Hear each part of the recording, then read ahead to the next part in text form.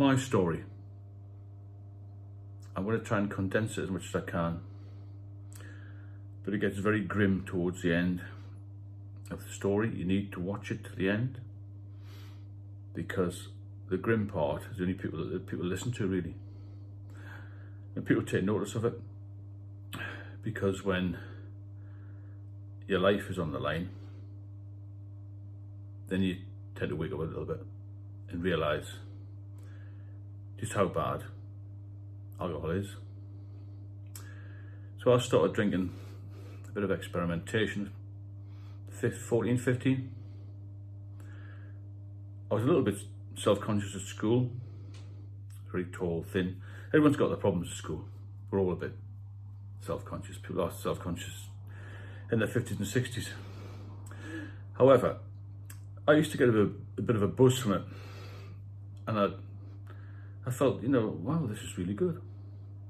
I felt more confident, more able to do things. It was easier with the school discos, all that sort of crap. You know what I'm saying? When you're young, everyone's a bit worried about how they look, how you're going to approach girls, all this sort of thing. So I went under there, and then I did an engineering course for 4 years. Didn't particularly like that, but went to college for a while, started drinking a little bit more. I used to play in a band as well. But never uncontrollably, never to the point where I was really drunk or I was falling over or I didn't get in any trouble. Then I moved into the police service. I ended up in central London. By that time I was drinking a bit more. I would say the first one from this experimentation, this is about like number 2, which is steady drinking, became a bit of a party guy.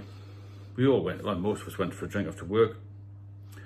I didn't have to drive home because I was on the end of an underground line, Central Line East, so I lived out about an hour away from central London. So I could drink as and when, really. And even in the mid-80s, there was a lot of opportunity to drink. There were still restrictions on hours then, but in London there's always somewhere to get a drink. And there used to be markets open in the morning as well, so after nights we used to go for drinks sometimes. Not hammer it, but still have a drink. So really I was drinking every day. Sometimes only a can or two when I was in early, so I had to get up early, that sort of thing. And that just became a normality for me. Then early 30s, my daughter was born, I had more stress. I'd been promoted in the job. I then had the responsibility of this baby as well as responsibility of me. Wife was pretty independent, she looked after herself. The marriage wasn't particularly good. That's got nothing to do with the drinking, but it may have added to my consumption. Drinking became a little bit more problematic, as in I used to feel a bit more tired, maybe get worse hangovers. Didn't feel particularly good. The general feeling of malaise, really. Went to the doctors a couple of times. The doctor suggested just come off. I couldn't do it. I just thought, well, this is too much part of my life. I used to go to the local pub. I drank after work, had a few cans in the house. I was causing a few difficulties at home. I still earned good money. Financially, it wasn't a problem. So I just thought, oh, well, I like what I'm doing. I'll put up with the hangovers and keep going. Got a bit older, a bit more tired. No major symptoms or any problems at this stage. And then eventually I retired, moved back up north, which was a bad move. And I started drinking more heavily. The marriage completely fell apart then. And I ended up living in an apartment on my own. It's a bad move moving up north. And my whole social life was drinking, really. I had the odd relationship, that didn't last long. So I had a couple of trips to the doctor where I came off. Prior to that, I tried to stop myself and I had a seizure. So if anybody's dependent like I was, check with the doctor before you do anything. I didn't realise you'd have a seizure. Went to the doctor's next day and started me on this diazepam. And I had a few months off. Went back on the drink again. Because it's a habit, isn't it? I missed it and missed the social life, all this sort of thing. And then I'm back on the booze again. And did that 3 times, I think. I was off for about 2 to 3 years each time in the end. Went back to the doctors again, and he said, you've got to have to get a grip of this. So I thought, okay. I moved house, I moved flat to a quieter area. And I thought, I'm going to really push this now. I've got the medication. The medication always worked for me. It's like, this diazepam is a sort of Valium. It's basically like, well, it was described as alcohol in tablet form. And it used to pull me round, and I felt a lot better. And as you know, when you feel a lot better, you think, I'm in control of this drink, but you never are. Anyway, when I moved flat, I thought, I'm going to make a really good go of it. So I go to the gym, got myself pulled together. I got a new car, did all these sort of things. And I was off for 8 years, from 2006 to 2014. 2014, I had started a new relationship, and I thought, well, I've been off for 8 years, I'll be fine. I'll be absolutely fine. However, 6 months later, I was fully back on the drink again. So I thought, well, I'll go and see the doctor. And he said, no, you're not having any more diazepam. I said, well, hang on a minute. I was panicking at this point because I knew I couldn't stop myself. Excuse me, I'll drink something. This is non-alcoholic Guinness. So I panicked at that stage. I thought, well, why couldn't you give me the pills? Why couldn't you give me the pills? We can't do it in case you get addicted to them. I said, well, the last time I had any was 8 years ago. He said, it doesn't matter. The NHS, sorry, the NHS policy's changed. You can't have the pills. Anyway, so another doctor, still couldn't get them. And full panic setting, and I started to self-medicate with drink then. Got in a total mess, so 2014, 15, 16, drank steadily. But I noticed I was getting more and more tired, started to lose a bit of weight. I wasn't driving very much. And I got into this sort of vicious cycle of going to the pub every day, meeting the same people, stocking up massively with alcohol in the flat. And my whole life was going from A to B in a taxi, from flat to pub, flat to pub. At the time, I was still going for these well-man tests. And I was having blood tests. And I would say to the doctor, you know, obviously I was drinking too much, so I would cut down this and the other. Nothing came up in the blood tests about my health, as in liver-wise. My health was fine. The blood pressure was fine. Everything else was in there. Cholesterol was fine. It was all within limits, should we say. As time progressed, 2017, 2018, it got a bit worse.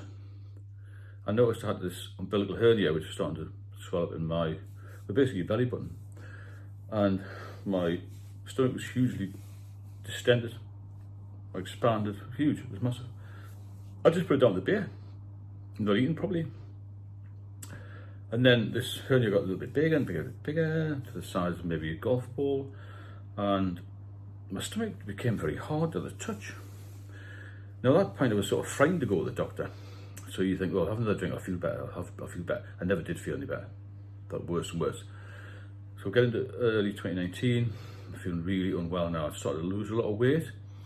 And I said to a good friend of mine who I trusted, I said, do I look ill? He was ex-police, actually, funny enough. He said, Steve, you look absolutely dreadful. And I said, why didn't you tell me? He said, well, it's not the sort of thing you tell people, is it? I'd lost a lot of weight by then. So I carried on with my cycle of getting a taxi from the flat to the pub. I thought, oh, this is all going to go away. But it never did go away. And one Tuesday night, October 2019, I went to the pub and I was sort of out of the game, really. I'd only had a couple of drinks. I think the liver becomes sensitive when you drink too much and you're in this sort of topping up thing. One of the guys said, you need to get to hospital. If you don't go to hospital tomorrow morning, I'm going to come round and take you myself. So I didn't sleep that night, it was Tuesday night. And Wednesday comes along, I thought, I've got to get to hospital because this guy is going to take me anyway. It'd be an embarrassment. I was feeling terrible, so I had 4 cans of Stella, I'll never forget, 4 cans of Stella, and I packed a bag with a few bits, which I never used in the end. Rang 999 and said, I'm in serious bother here. Anyway, I hadn't been looking after the flat, I hadn't been looking after myself, I think it was a total mess, and I got a blue light ambulance to hospital, then was put into the acute medical ward, and this is where it gets grim. So for 2 days I laid there with a huge stomach, feeling unwell, with some sort of drip in the arm, something going in, something going out, all sorts of carry on. And Friday evening, about, I don't know, 11 o'clock PM, this doctor came in. He said, I'm going to take some of this fluid off your stomach. I said, what do you mean fluid? He said, well, you know, because you've been drinking so much, you've got liver issues. We need to drain this fluid off. Now, I said, well, what else is it? He said, you've got this spontaneous bacterial peritonitis as well. This is why we're giving these high dosage antibiotics intravenously. Nobody told me this. I didn't know what it was. I was feeling terrified by then. Anyway, they brought this needle, about a foot long, like a knitting needle, and stuck it at the side of my stomach. It took 6 hours to drain this fluid off. And they drained, I think it was 26 litres. Massive amount of fluid. So immediately I felt better. I didn't have this tension in my stomach. I was still feeling rough. A week after that, I was still in hospital. A couple of lads from the pub came along and said, oh, you look a lot better now. I thought, oh, I'm cured, aren't I? Fine. Marvellous. Anyway, after 2 weeks in this hospital, RVI in Newcastle, I got discharged. And I had an appointment to see a specialist at the Freeman Hospital, which is a liver specialist hospital, but there's other things, obviously. I went to see them in November, and I got admitted again. But prior to that, my daughter said, tell this specialist how much you were drinking. You know, 20 pints a day, whatever it was. Because they'll not be shocked, they're used to it. They can't diagnose you unless you tell them. So I get admitted again on the morning. That was a Monday morning. I always remember, I'm good on dates and times and this sort of thing. Anyway, the doctor comes in and he says in the afternoon, we're going to drain this fluid off again. But there's only one thing worrying me. He said, your sodium level's low. I didn't know anything about the sodium level. But he said, we've still got to get this fluid off because it might get infected again with this SBP, spontaneous bacterial peritonitis. Anyway, we did that. All afternoon it drained off, drains into a bag from your stomach, from the needle into a tube into a bag. Did that. Horrible line there with all this. But there was other people in this ward with exactly the same issues as me. However, it got to about 7 o'clock at night, they'd done all the draining. I didn't feel like anything of these. I started to feel really weary about 9 o'clock. So I said to the nurse, can you get that doctor back? I need to speak to somebody, I don't feel well at all. Anyway, so the doctors are busy. They're always busy on them. However, another hour or so passed, I'm going to get somebody to sit with you. I could feel my speech slurring. Everything seemed to slow down like that. Next thing I woke up, bright as a button, with about 4 or 5 people, I think about 5 people around me. 2 of them were doctors, both female, from the endocrine department or something. And 2 porters who said, you're now going to intensive care. I thought, well, I'm not going to intensive care. They said, you're going now. So took me straight down to intensive care. This was 4 AM. I remember going and thinking, because there's a clock in there. It's ambient light, never changes, so you don't know whether it's day or night. Bottom of the clock. So in there, there's 2 surgeons in there. I thought, well, they're not for me. Then one of them walked over to me and said, we haven't got any time for anaesthetic. I'm going to put this needle down through here. I've still got a scar. I don't think you can see it, but I probably can't. Straight down into there to try and bring your sodium level up. So I was in intensive care for about a week. Everyone was told, you know, you're probably not going to survive this. I was so close to going into a coma. Anyway, I managed to survive that, would you believe? I got out of intensive care, then I was in an ordinary ward for about 4 weeks after that. So my sodium level had gone so low that I had what they call tonic-clonic seizures, which can be very dangerous. That was in November. So after that, I was still getting all the swelling, all the ascites. It just wouldn't go away. So they gave me these diuretic pills, like basically water tablets, because what happens when you've got this damage, you retain water, so you're on a strict fluid intake regime. and you can't have any food with salt in it. And no added salt. I still don't have any added salt. That didn't work then. Did a couple of other things. Still, ascites fluid was still building up. So we're a bit of a loss, really. Things were looking quite nip and tuck then, still a year later. However, I was still willing to fight on, you know, and did this little procedure which managed to get rid of the ascites fluid. And if you haven't got the ascites fluid, then you're not going to get this SBP, this spontaneous bacterial peritonitis. So at that point I was called decompensated liver damage. So after about 2 years now in that hospital, getting to 2021, I was in a wheelchair, couldn't walk really, I just had to be looked after all the time. I managed to pull myself around a bit. It was after my dad died in July 2021. I thought, I'm going to make an effort here, start to walk a little bit, 5 yards, 10 yards and all this sort of thing. But this umbilical hernia had built up so badly that one day it started to bleed. So I was rushed to hospital and they put 2 blast bandages on me to try and stop this bleeding. I was taken to resus. I'd never been into resus as a patient. I was out of my head with fear. And there was a surgeon there with his kit ready, and he said, we're going to try and stitch this up. If it doesn't work, then there's not much more we can do. Basically, that's what he said. They're putting all sorts of things in my arms, and there's an oxygen, the whole lot. He did that. And then, this was all during COVID, remember? And they managed to get me to another hospital where they did an operation to sort out the hernia. And when that was all done, things started to settle down. So there is hope out there to get back to normal. But it took me, after that, another 2 years, year and a half, 2 years to start walking, get my diet right, but you've got to fight for your life. This is how dangerous this poison alcohol is. It's so addictive, it's so readily available, and it will kill you in the end, because it's killed a lot of people I know. And I'm the wrong side of 60, and there's a lot of people gone before me. But now, my liver function's good, I'm healthy, I'm fit, I can do whatever I want.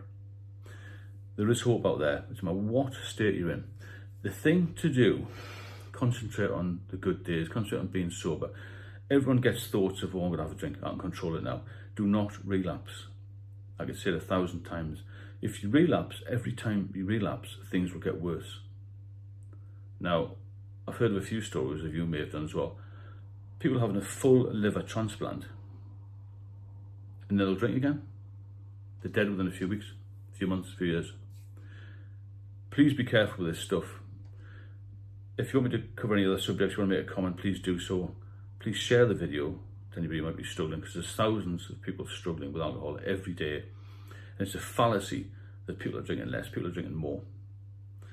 And there's more people dying of liver, well, not just liver, but alcohol-related diseases and illness. And even if you don't have any major organ issues, it's very disabling. It causes domestic problems, it causes financial problems and all sorts of issues. There is nothing good about alcohol. If you like the video, then please subscribe. There are lots of other ones on the channel, and I'll speak to you all soon.